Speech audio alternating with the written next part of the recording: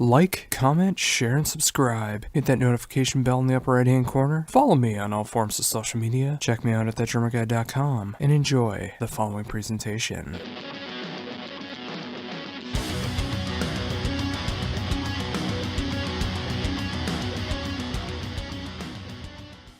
With that, again, thank you so much for taking time to be able to do this. I've been able to check out the album over the last week and a half so far, and I really love the direction that you guys are going in with this album. I love the debut album, but I really love where you guys are going here in 2018. I love all the melodic moments. I love that you're keeping the heaviness going as well, but you're still going in different directions as well while making it all work together. It's such a great thing to hear. Oh, well, thank you. That's good words for my soul, because we lately got some critics about the direction we are going, so that words feel pretty good to me. Yeah, it's just I really love the style of melodic death metal, and I love that there's some modern tinges that are going on there as well. I love that you're exploring more of what's going on, but you're still keeping that core sound of what the band originally started with the debut album. Yes. So we basically didn't change too much compared to Time Tears Down. I think we just balanced the instruments kind of in a different direction. So we gave the keyboards a bit more room, and also we gave the keyboards for the first time a leading part in the songs. So on Time Tears Down, they just kind of mostly filled the background, and on Dead and Alive, for example, on Once and For All, they take over the lead melody in the chorus, for example. Yeah, and I really do appreciate that. I'm a big fan of when the keyboards are used in the right way for a band. I mean, rather than feeling like it's on there just to be on there, or they use it so sparingly that there's almost no point in having the keyboards. It really feels like on Dead and Alive, you use it in the right amounts, at least in my ears. Yes, at least we try. So, with that, how did the songwriting process begin for Dead and Alive? It started pretty late, actually, because we had some struggles when after we released Time Tears Down. So I think I got back into songwriting in the middle of 2015. I think it was around 2015 when I started the first songs. And until then, we had some struggles with the lineup and with personal life stuff and all that things you have to face on a daily basis. And I think the first songs were Once and For All and This World. And then it took some time again until we went back into songwriting for the rest of the songs. I think it was the end of 2017 when we had finished all songs for Dead and Alive. And the rest is recording history. From there. And it's great to see that despite life coming in the way after the release of the debut album, that you were able to persevere the way that you have and be able to get a new formation of the band and start writing for the next album. Because I know, being in a band myself, like how hard that can be to be able to get a stable lineup for various reasons that go on, and just the fact that you were able to get that together and just come back even stronger than ever with this album. It's such a great thing to be able to see that you can come from that. Yeah, I mean, I had my times where I was thinking to quit the band because it was just too much work, and with I've been struggling daily life and constant lack of money for a long time, and I had my times, but I felt like no, it's not the right time. I still have something to say with that band, and so we wrapped it up and kept going. And thinking about that, I just lost my words. It's been a rough ride, especially for the last month, doing kind of both regular job and then work on the recording recordings, and it got even harder when we finished the recordings, because then the whole promotion and preparing process started. And right now it's kind of 8 hours of regular work, and then it's kind of additional 8 hours of band work, if not more. And it's exhausting.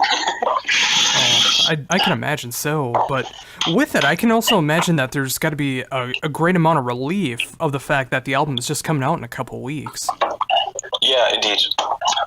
I'm pretty looking forward to that, because I will see my bed more often, for sure. And speaking of that, with the fact that the album is coming out in just a couple weeks, when you go back to the album now, how do you feel about the whole album now with Dead and Alive? It feels great to have it finished. It feels great to have good songs finally recorded. And I mean, it's kind of relieving feeling that it's finally done after all that struggles with the lineup and financial sides, and it's been a struggle, and so it's great that it's a good feeling to get it done, and it's a good feeling that the fans appreciate the new record, at least the songs we have released so far. That's a really good feeling.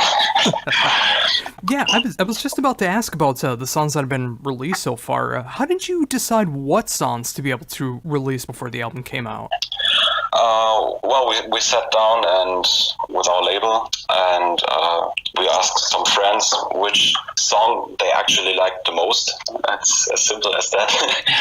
Because we as a band, I think we have different things in our head, which song we would like to release, which is maybe not necessarily the best song to release. So kind of I would have preferred to release This World and Sunset Overdrive, while Benny would have chosen, I think it was Fall of the Idealist and Dead and Alive.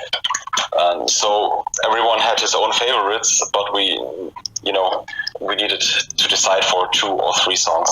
So we just sat down and talked about it, and asked the guys from the label and asked friends, and so most of the guys decided for Once and For All and Head Fargo Roller Coaster.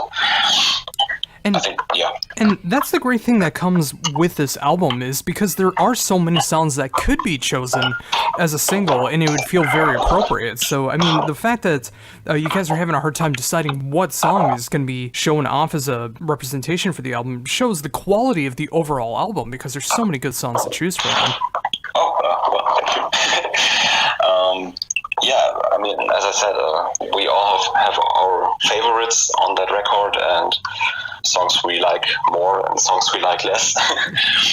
But I think compared to Time Tears Down, the songs are they have a stronger theme in itself. So they are how can I say? Let me think about it. They have a stronger theme. Each song has a stronger theme for itself, so you can't compare them. And on Time Tears Down, you had songs that maybe sounded a bit similar, at least to our ears. So I think that's again, I lost my words. I'm sorry. Oh no, that's quite all right. And with that as well, I do appreciate that there is some progression that's going on with the band as well. It's just like there's some bands that are comfortable with writing the same song for every album, and it does work out for them. And for others, they want to be able to explore more territories in their sound. And it's great to be able to hear these different ideas that are flowing through this album, and it does work very well together. I mean, it just feels like you're showing off more sides of what this band is capable of. Oh, yeah. I mean, Benny and I, we both like kind of synthesizer stuff, and as I mentioned, on Time Tears Down, they rather filled up, and I think when we started out, we were looking for a keyboard player, for example, but we never found anyone who wanted to play in our band. So we first started out with just using the keyboards as a background layer, and with the release of Time Tears Down, we got the possibilities to use the keyboards live as well, with that kind of backing track and PC system. So we felt like we could give it more room, and also I've been a long fan of 80s music, 80s synth pop and that stuff. And when we released Time Tears Down, I was already playing around with such 80s synthesizers and stuff. And over the years, it developed more and more that I wanted to use these synthesizers in our songs. So I think it's it was always there. It just took its time to figure out how it could work together. And I think this is still a process, and we might use synthesizers as well in the future for the next album, of course. Yeah, and I would love to hear that too. I mean, as long as it does fit the style of what's going to be going on with the next album, because with Dead and Alive, it's just like the keys fit so well with so many of the tracks, and it really has that great focal point that's going on as well that really makes them stand out amongst everything else that's going on with the band. And it was a great addition to really be able to show that off more on this album. Yeah, I mean, we have. I think it's important for us to use the synthesizers in a good way. So there might be songs where synthesizers are good, and there might be songs that don't need them at all. For example, Headfuck Roller Coaster has almost no keyboards in the background, while Sunset Overdrive, for example, has a lot of keyboards, or Redline Collider.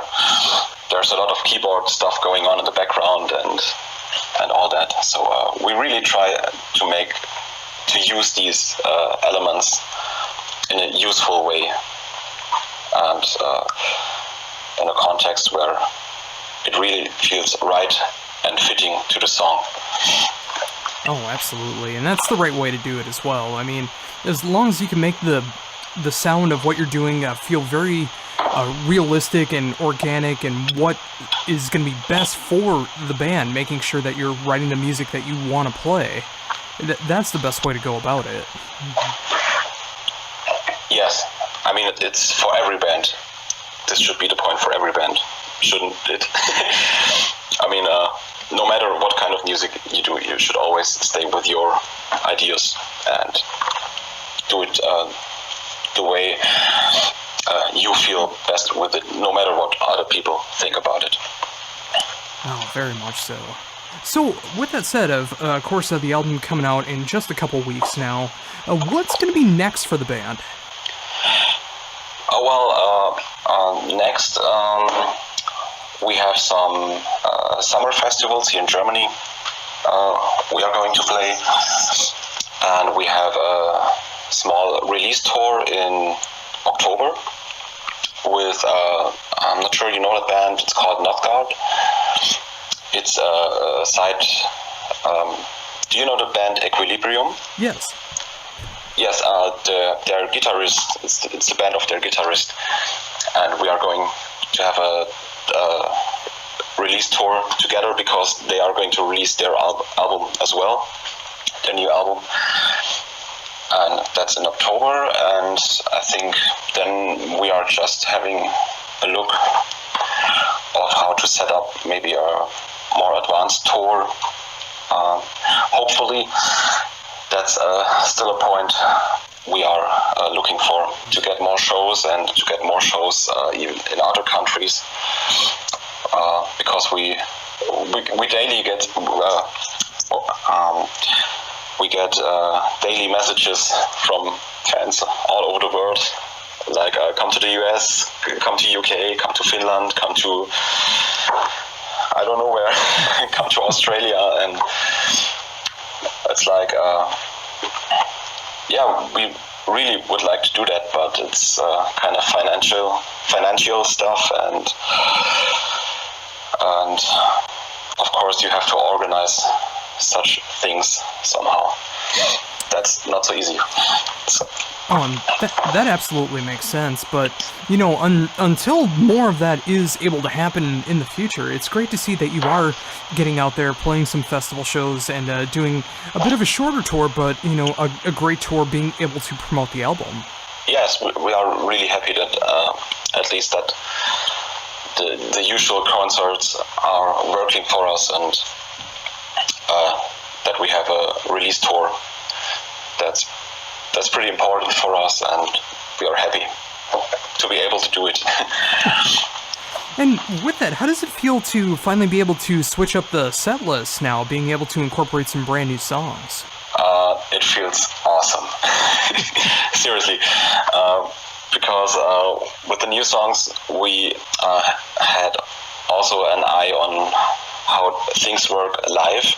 And we had that in mind when we were writing the songs to make them better working in live situations. And we are kind of really eager to try that, to play with the new songs and to tighten our live setup with the new songs. So yeah, we are really looking forward to play the new songs live. And I imagine as well, much like in the past, you had the keyboard parts being used as backing tracks. Would that still be the case for the upcoming shows as well? Yeah, yes. Of course. Yeah, and you know that's actually a great thing, because that, you know, with the backing track, that can never be off time unless the computer glitches for some reason. So when you have that, you know, it's like you constantly have to be on tempo, on time, and overall that can make the band sound incredibly tight. Yes. I mean, of course you can play wrong anyway. But it has its downsides. I mean, you are forced to play along these backtracks. You can't kind of improvise or something like that. But we feel fine with that, and I think that's okay. And recently we changed our system. We removed the PC and switched to a hardware player. So I think this should be a really stable solution, since you are not, you know, PCs, you get an update and then nothing works anymore. And a hardware player is kind of independent. So I think that's pretty cool.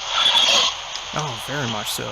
So, and speaking of that as well, you mentioned upgrading to more of the hardware to make sure that the keyboards are going to be in check. Have you changed anything at all as far as your live setup, personally? No, basically not. We've been using the same setup. We all, as a band, have been using the same setup for the last couple of years. I've recently signed endorsing with ESP guitars, so I will get a new guitar soon, hopefully. But beside that, it's pretty simple. I've been using XFX for many years, but I think last year I switched to Kemper, because for my purpose it's much more simple. It's more simple to use than XFX. And so that's the change. Yeah, I've actually heard a lot of people who have been doing that lately over the last couple of years, switching from XFX to Kemper for that reason, being able to get some quality tones that are coming out of the Kemper, but it's also more simplistic to be able to get the sounds that you're looking for. Well, yeah. I mean, I think XFX is for the people who are searching for a specific combination of sounds. Like I want to have that. Who don't own the amps. Like I I want to hear the PV and the Marshall speaker, you can simply choose them on XFX, while on Camper you have to own it or download it somewhere from the internet, from people who have profiled their amps. So these are these two sides. But I felt like, yeah, as you said, the Camper is more easy to use, and I don't have many presets, so I feel much better with the simplicity of the Camper amp, for sure. Oh yes, I mean, all you have to do is just plug it in, make sure it's on the right setting, and you should be good to go for a live show. Yes, and I remember when I had the XFX, I've been playing around for months, and it just didn't work out for me. I just couldn't get the sound out of it that I wanted to have, and the Camper was like, it took me around 2 or 3 days, and I was ready to go with that sound, and I didn't change it since then. So yeah, it might work. XFX might work for some people. I'm really happy with my Camper. And that's so important too, making sure that you're happy with the quality, the style, the build of what you're playing on, and making sure that you can produce the music that you want to do. And with the fact that the Kemper just fits your needs so well, I imagine for the live shows, it's going to be that much more enjoyable for you to be able to play, not having to worry about anything going wrong possibly with the XFX, whereas with the Kemper, like I said, I mean, you can just plug it in, make sure everything's set on the right levels, and you're good to go. Yeah, yes. Well, I think basically both units do fine with the shows. They both run stable, and there's no problem with. You don't have to be afraid that something breaks down.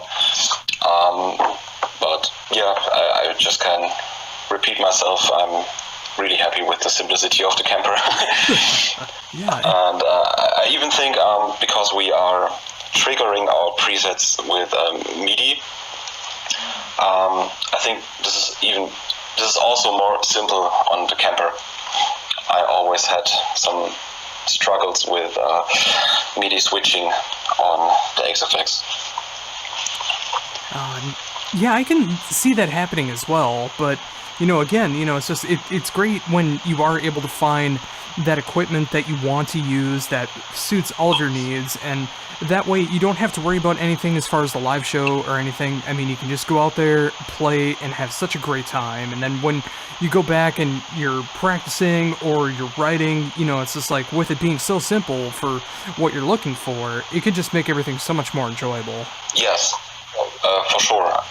I mean, we have built our setup kind of independent from the venue, with the in-ear monitoring and the Campers, and it's like no matter where you play, it's always the same sound in your ears, and it's just more comfortable than having going on stage and with a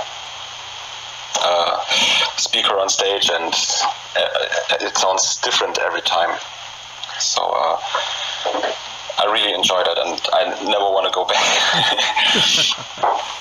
Yeah, and that's gonna be such a great thing for all the people that are coming out to see you at these upcoming live appearances, and just getting to hear this brand new album, which of course is coming out 17th of August.